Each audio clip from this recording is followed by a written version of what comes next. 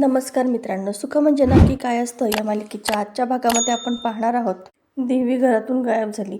देवीचा कोप तर झाला नसेल ना आपल्यावरती. तात्या म्हणतात, कोप जरी झाला ना तरी तो आपल्यावरती नाही होणार. ज्याने देवी पळवली आहे ना त्याच्यावरती होईल. विमल म्हणते, संकटांची मालिका थांबतच नाहीये. तितक्यात आदिराजच्या गाडीचा आवाज येतो. ते सर्वजण बाहेर येतात. विमल विचारते, सुनबाईला जामीन नाहीच मिळाला का? आदिराज सांगतो की नाही, आपल्याला आणखी पुरावे गोळा करावे लागतील. विमल म्हणते, शालिनी आहे ती, केव्हाच तिने सगळं गायब केलं असेल. आदिराज म्हणतो, गुन्हेगार कितीही मोठा असला ना तरीसुद्धा तो काहीतरी पुरावा मागे सोडतोच. आपल्याला तोच शोधावा लागणार आहे. तितक्यात एक आजी दुधाची साय, साईचं लोणी, दुधाची साय, साईचं दही, दह्याचं लोणी, लोण्याचं तूप असं म्हणत तिथं येते. आदिराज विचारतो की एवढ्या रात्री कोण आहे? तितक्यात ती आजी देवीच्या मूर्तीला घेऊन तिथं येते. देवीला पाहून सर्वांनाच खूप आनंद होतो आणि ते सर्वजण नमस्कार करतात. आदिराज म्हणतो की आमची देवी तुला कुठं सापडली? आजी म्हणते की रात्रीचा अंधकार दूर करण्यासाठी देवी आईला आपल्या लेकरांजवळ यावंच लागतं. तिनेच बोलावून घेतलं मला तिच्याकडे.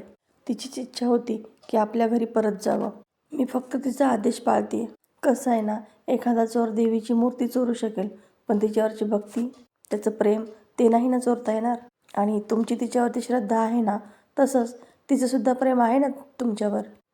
आणि तिच्या प्रेमापोटीच ती तिच्या घरी राहायला आली आहे. विमल म्हणते, होय तर चला तिला तिच्या जागी बसूयात. मी पूजेचं ताट आणते असं म्हणून विमल आत निघते. ती आजी तिला थांबवते. थांब पोरी, अजून तिची या घरामध्ये जागा झाली नाही आहे. आदिराज आश्चर्यानेच म्हणतो, ए आजी, असं काय बोलतीस तू? देवी एवढी दारात आली आहे, मग ती घरात का नाही जाऊ शकत? आजी म्हणते, मी काय म्हटलं तू नीट ऐकलं नाहीस का रे बाळा? आईला तिच्या घरी जायचंय. फक्त तिलाच नाही तर आईचं जे रूप या घरामध्ये नांदतंय तिलासुद्धा तिच्या घरी जावंच लागेल ना. तात्या म्हणतात, अहो पण आजी, राजावाडीच्या देवीच्या मंदिराचा जीर्णोद्धार अजून पूर्ण कुठे झालाय? कशी जाईल ती तिकडं? आजी म्हणते, पण ते घर तिचं आहे हे तुला कोणी सांगितलं? तिचं खरं घर कोणतं आहे ठावा आहे का तुला? तुला तर माहिती पाहिजे का? आदिराजला मागचे क्षण आठवतात जेव्हा त्याने शिर्के पाटलांच्या घरामध्ये देवीला आणलं असतं आणि माई, घरातील सर्वजण देवीची पूजा करत असतात. आदिराज आश्चर्यानेच म्हणतो की शिर्के पाटलांचा वाडा? आजी म्हणते की होय, तेच तिचं खरं घर आहे. विमल म्हणते, चालतंय की आपण तिथंच तिची स्थापना करूयात, जशी तिची इच्छा. आजी म्हणते की नाही, तुम्ही तसं करू शकणार नाही. विमल आश्चर्यानेच का असं विचारते.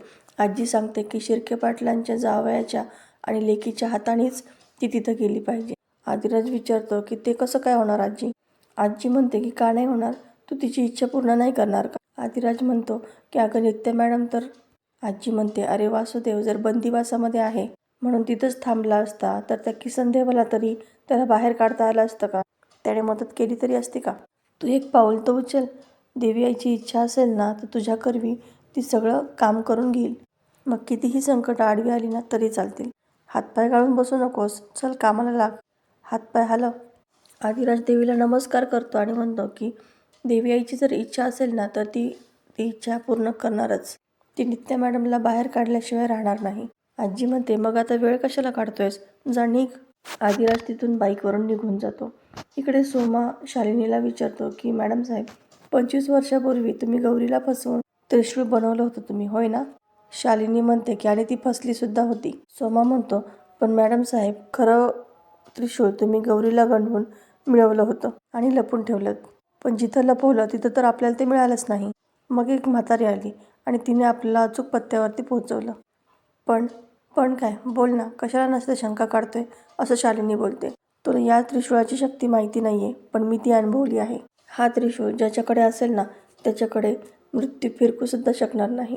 आणि आज ते माझ्याकडं आहे, माझ्या हातात आहे. सोमा म्हणतो, मनात शंका आली म्हणून विचारतोय, पण हे जर त्रिशूळ खरं असेल ना तर खोटं कुठंतरी असेलच ना? का हेच आहे ते? शालिनी म्हणते की शंकराच्या पिंडीजवळ सापडलं आहे आपल्याला हे त्रिशूळ. काहीतरी शंका काढू नकोस. आपल्या हातात जे त्रिशूळ आहे तेच खरं त्रिशूळ आहे. इकडे सावरी त्या आजीला म्हणते की आजी, तू म्हणालीस ना की नित्याच्या हातूनच तिला घरामध्ये जायचं आहे.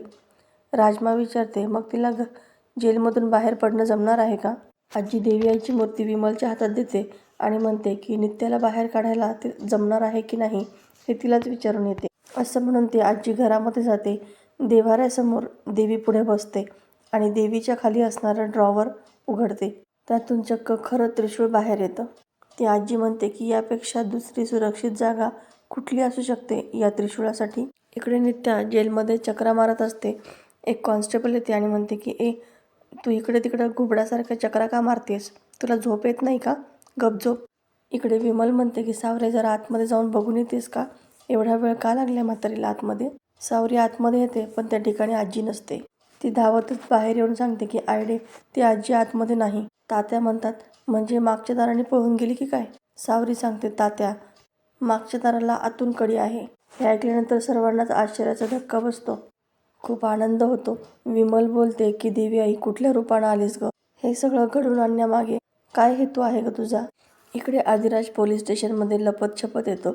सर्व पोलीस कॉन्स्टेबल झोपी गेलेले असतात. आदिराजला तिथेच कुलपाची चावी दिसते. आदिराज नित्याला आवाज देतो. नित्या आश्चर्यचकित होते आणि तू इथं काय करतोय असं विचारते. आदिराज म्हणतो की हळू बोला, देवी आईचा सांगावा आहे. तुम्हाला इथून बाहेर काढायला आलोय मी.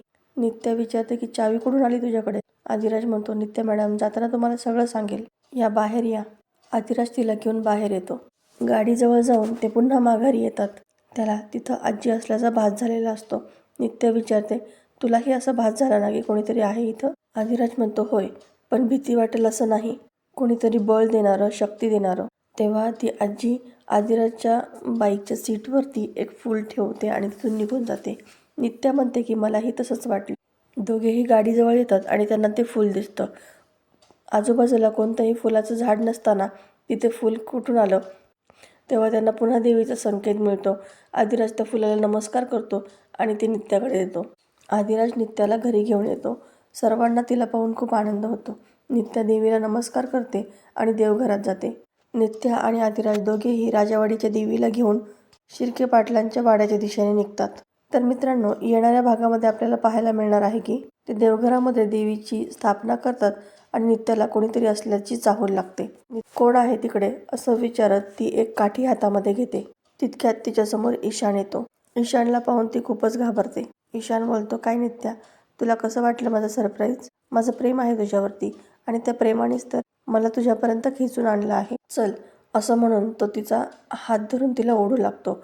नित्या मोठमोठ्याने आदिराज म्हणून ओरडत असते. इकडे आदिराजला तिचा आवाज ऐकू येतो आणि त्याला खूपच मोठा धक्का बसतो. तर मित्रांनो, सोमाला मिळालेला दुसरा व्यक्ती म्हणजे ईशानच आहे. आता हे सर्वांसमोर येतं आणि बेबीकडे असणारा फोनसुद्धा आदिराज त्यांना सापडतो. तर मित्रांनो, मालिकेचे येणारे भाग अतिशय रंजक आपल्याला पाहायला मिळणार आहेत. असेच नवनवीन व्हिडिओ अपडेट पाहण्यासाठी चॅनलला सबस्क्राईब करा. नोटिफिकेशनसाठी बेल आयकॉन अवश्य दाबा, जेणेकरून सर्व व्हिडिओ अपडेट तुम्हाला सर्वात पहिले तुमच्या मोबाईलवर पाहायला मिळतील. व्हिडिओ पाहिल्याबद्दल धन्यवाद.